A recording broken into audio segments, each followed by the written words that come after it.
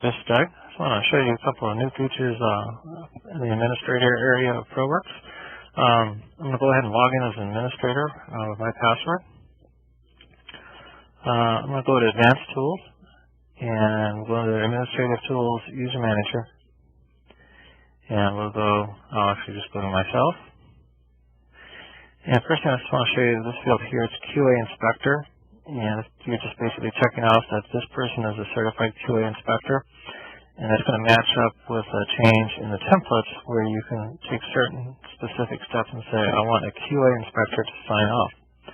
Now, if a QA inspector is running the job, they won't be bothered a bit. It'll just run. If a non-QA inspector or normal person is running the job, when they get to that step, they'll be asked to have a QA inspector come on over and check that step, and the QA inspector will have to enter his password.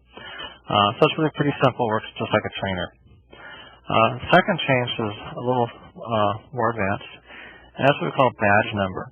And logging in and logging out of ProWorks does get to be a chore, especially if you're out on the floor and you're doing it a lot. So what we can do is we can put in a badge number. In this case, I have a badge number of A11. Typically, it's going to be a lot longer, alphanumeric. The idea is this is a barcode or a magic strip on your badge. Although theoretically you could just use a code like I'm using right now. So you type that in, and now what's going to happen is I'm going to go ahead and log out. When I get the login screen, if I swipe my card, okay, at the login screen, and I just went ahead and I typed it, but it would be the same thing if I was swiping it, it will immediately take me to the jobs menu. All right. Now, because there is no password on this, we do not allow you to get into the templates or the administrative functions or anything like this. It'll just take you right into the jobs where you can go ahead and open a job or start a new job. All right?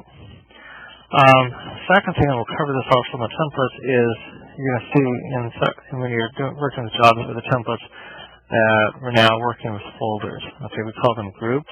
Okay, they're not truly folders because this is a database, but we're using the product type to group things together. And you can go into these groups, and I can turn off, let's say, the batch and only see the assembly.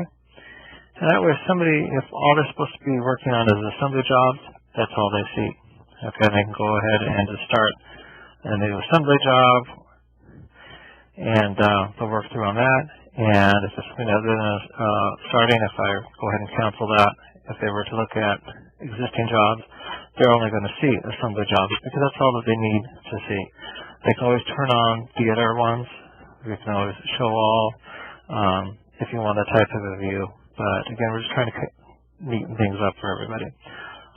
So that's really the changes in the administrative functions. Most of the changes will be in templates or jobs, and I'll do a separate recording for those.